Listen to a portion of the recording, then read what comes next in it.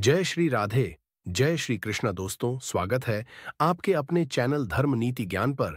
दोस्तों, वास्तुशास्त्र के अनुसार घर में मोर पंख रखना बेहद शुभ और लाभकारी माना गया है। दोस्तों, मोर पंख को खुशहाली का प्रतीक माना जाता है। आज हम मोर पंख से होने वाले फायदे के बारे में बात करेंगे, लेकिन आगे बढ़ने से पहले चैनल को लाइक और सब्सक्राइब जरूर करें। दोस्तों, मान्यताओं के अनुसार यदि किसी व्यक्ति के घर में मोर पंख है तो वहां पर नकारात्मक शक्तियों का प्रभाव नहीं होता।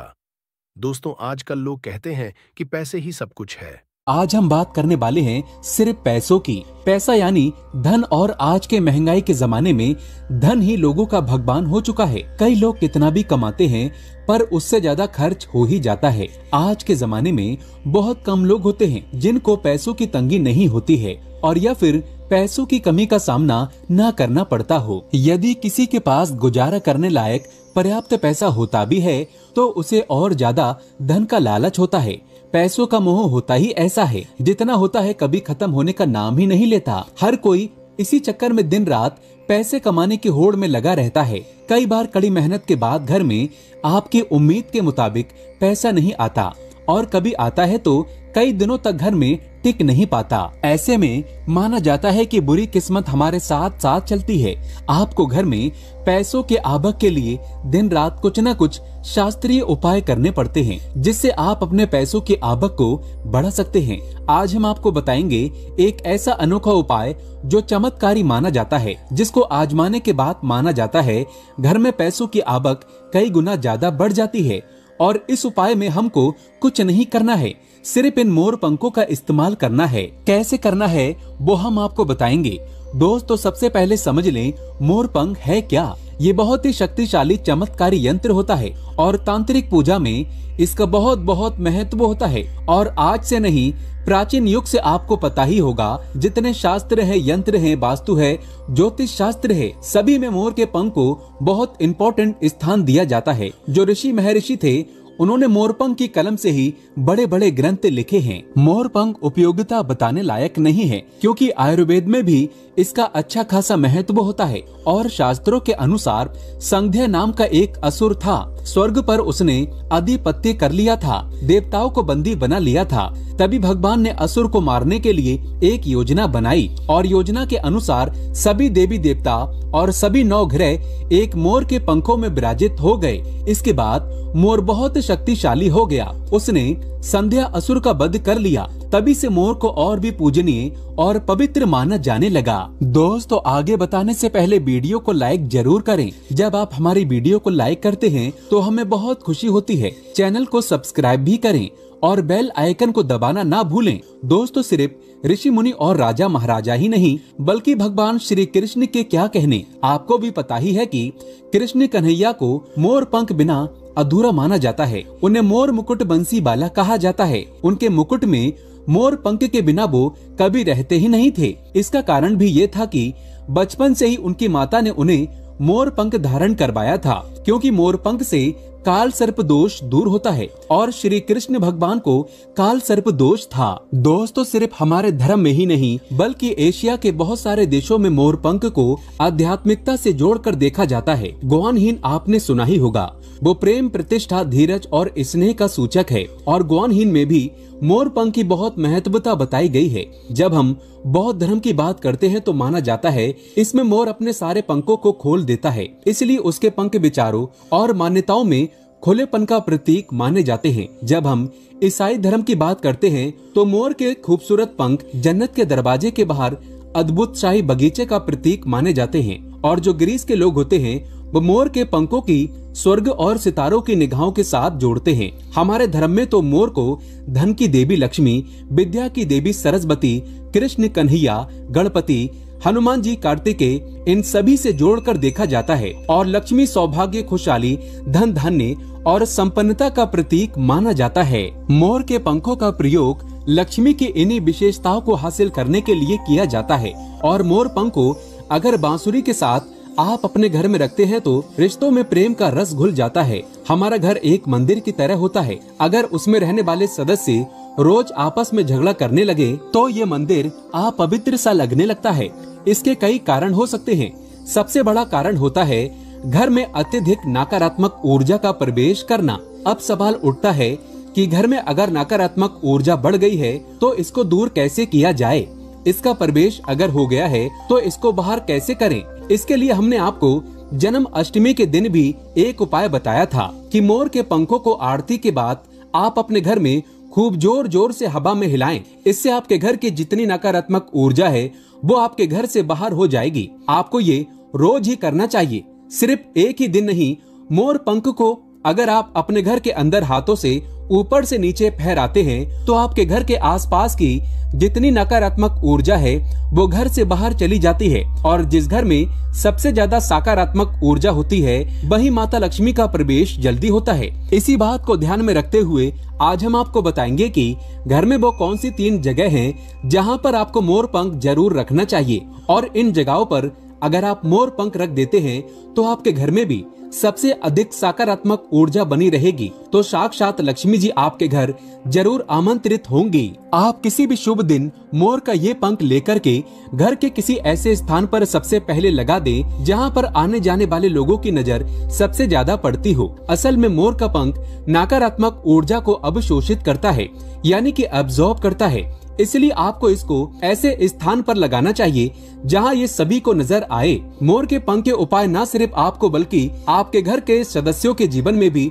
सुख और समृद्धि जरूर लेकर आएंगे। ये उपाय आप अपने घर पर किसी भी शुभ दिन से शुरू कर सकते हैं। और दोस्तों अभी तो भगवान भोले बाबा के पावन पवित्र सावन चल रहे हैं। ऐसे में घर के मंदिर में सावन के पहले आप अपने घर पर अगर इसको लगा देते हैं तो माना जाता है ये कमाल का उपाय होता है। प्राचीन काल से आज की बात नहीं है, ये बहुत सालों से भगवान की प्रतिमा के आगे वातावरण को पवित्र करने के लिए, सब जगह वशीकरण के लिए, कार्य सिद्धि के लिए, भूत बाधा, रोग मुक्ति, ग्रह दोष, वास्तु दोष, सभी के लिए मोर पंख बहुत ही यूजफुल माना जाता है। खासकर जो स्टूडेंट होते हैं उनके लिए तो ये रामबाण का काम करते हैं। जो कहते हैं सरस्वती माता के उपासक होते हैं या फिर विद्यार्थी होते हैं, वो पुस्तकों के बीच अगर अभिमंत्रित करके मोर पंख को रख ले तो पूरा लाभ उठा सकते हैं। अगर आप मंत्र सिद्ध करते हैं, तांत्रिक पूजा आदि करते हैं तो उस जपने वाली माला को माना जाता है मोर पंखों के बीच आप रखते हैं तो आपकी मंत्र सिद्धि बहुत ही जल्दी होती है। घर के सभी अलग अलग कमरों में मोर पंख लगाने से घर का वास्तु बदला जा सकता है। एक मोर का पंख हमारे जीवन की दिशा बदल सकता है। यदि आप भी हर समय अपने पास मोर पंख रखते हैं तो हर कार्य में आप देखेंगे कैसे किस्मत आपका साथ देने लगती है। अगर राहु केतु आदि के दोष भी हैं तो वो ग्रह दोष भी समाप्त होते हैं। स्पेशली अगर आपके घर में कोई ऐसा बच्चा है जो बहुत जिद्दी हो गया है तो मोर के पंखों से उसको हवा देने से धीरे धीरे उसकी जिद कम होने लगती है। अगर वो ऐसे नॉर्मली आपको हवा नहीं देने दे तो आप उसके जो छत का पंखा होता है उसमें मोर पंखों को लगा दें और पंखा जब चलेगा तो उसके चलने पर मोर के पंखों की हवा भी बच्चे को लगेगी। इससे धीरे धीरे उसकी हट और जिद कम हो जाएगी। यहाँ तक कि अगर कोई बड़ा बुजुर्ग या आप इस हवा को खाएंगे तो आपके ऊपर जितनी भी नकारात्मक ऊर्जा होगी वो सकारात्मकता में बदल जाएगी।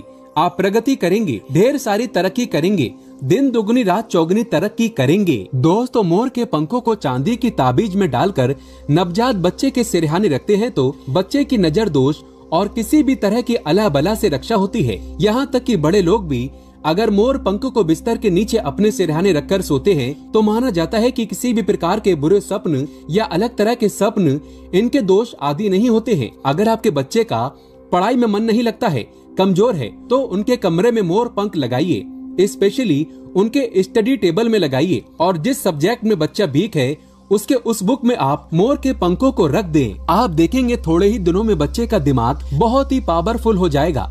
इतना पावरफुल हो जाएगा कि छोटी से बड़ी बात वो चुटकियों में हासिल कर लेगा और उस बात को ऐसे अपने दिमाग में फंसा लेगा जैसे मानो उसके बगल में वो बात छुपी हो। मेमोरी पावर बढ़ती है और बच्चा पढ़ाई में तेज होने लगता है। सरस्वती माता के उपासक और विद्यार्थियों को पुस्तक में मोर का पंख जरूर रखना चाहिए। दोस्तों ये तो हुई बच्चों की बात, लेकिन जब बड़ों की बात होती है कई बार हम बहुत सारे काम हाथ में ले लेते हैं। काम होते होते लास्ट में रुक जाता है या लंबे समय तक अटकाव आ जाता है, काम बढ़ता ही नहीं है। तो ऐसे में यदि आप अपने घर के बेडरूम के पूर्वी दक्षिण यानी south east corner of the house है उसमें मोर का पंख लगाते हैं तो आपके अटके हुए कार्य पूरे होने के योग्य बनने लगते हैं। घर में अगर पैसों की बरकत नहीं होती है, धन आता है रुकता नहीं है, तो इसी कोण में यदि दक्षिण पूर्व कोण में आप इसको लगा देते हैं तो घर में बरकत बढ़ती है और अचानक कष्ट जो आते हैं या एक्सीडेंट जैसे अचानक जो प्रॉब्लम्स आती हैं उन सब से आपको मुक्ति मिलती है।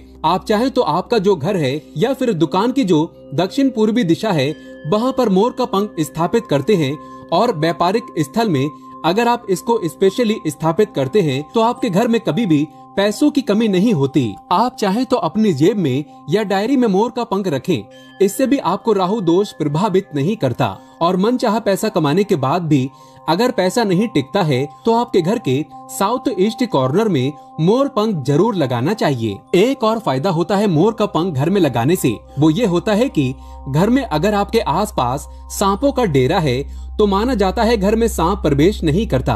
अक्सर आपने देखा होगा आपकी पत्नी या आपका बच्चा या आपकी बेटी सांप से डर जाती है, तो ये उपाय आप जरूर करें। या किसी घर में किसी मेंबर को काल सर्प दोष है, राहु केतु दोष है, तो भी मोर पंख लगाने से उस घर में ग्रहों का असर नष्ट हो जाता है। क्यों माना जाता है?